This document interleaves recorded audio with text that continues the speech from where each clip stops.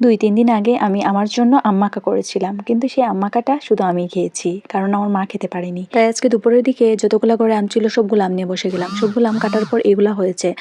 এবার সবগুলো আমকে এরকম কুড়ানি দিয়ে সুন্দর করে কুড়িয়ে নিতে হবে।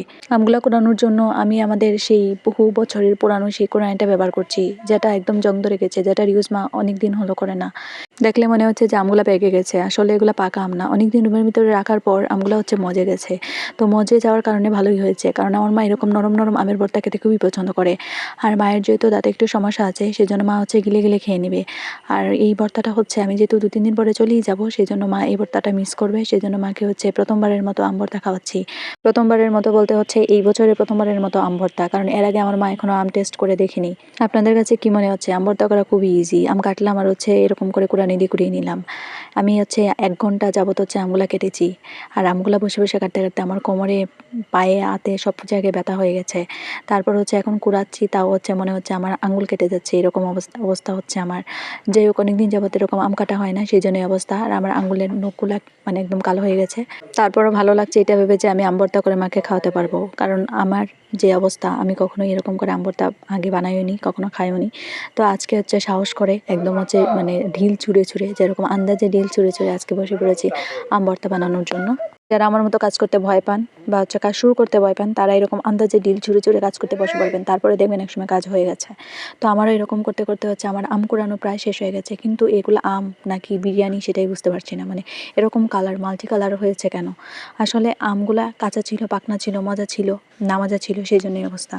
অবশেষে মনে হচ্ছে আম ভর্তা করার একদম শেষ পর্যায়ে চলে আসছি। তো যেটা সবথেকে বেশি লাগবে সেটা কাঁচামরিচ, কিন্তু কাঁচামরিচ খুবই কম পরিমাণে দিচ্ছি, কারণ সেটা আমার মা খাবে। আর আমার মা এত ঝাল খেতে পারে না। কিন্তু আমি যদি খেতাম এখানে 10-15টা মরিচ তো হতোই, তাই জন্য 2টা মরিচ দিচ্ছি মাত্র। তো মরিচটা এখানে কুড়িয়ে নিচ্ছি। আর আমি জানি আমার হাত এখনই জ্বলতে শুরু করে দিয়েছে, তো বাকি সময় সারাদিন আমার হাত জ্বলবে। কিন্তু হাত জ্বলুক, মরিচ তো আমাকেই কাটতে হবে, কারণ এখানে আর কেউ নেই যে আমাকে মরিচ কেটে দিবে। অনেকেই আছেন যারা সারাদিন মরিচ ডললেও হাত জ্বলে না। তাদের মধ্যে একজন আমার মা। আর আমার রুমমেট কেয়া, যে সারাদিন মরিচ ডললেও হাত জ্বলে না, কিন্তু আমি মরিচ ধরতে শুরু করলে আমার হাত জ্বলা শুরু হয়ে যায়।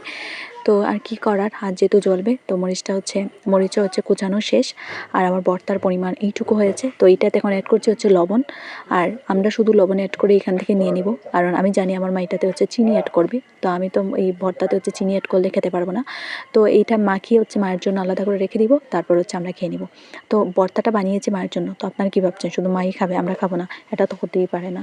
তো প্রথমবারের মতো এরকম ভর্তা বানিয়েছি আমি তো অবশ্যই টেস্ট করব। সাথে আমার সাথে 2জন আছে, তাদেরকে দিয়ে টেস্ট করাবো।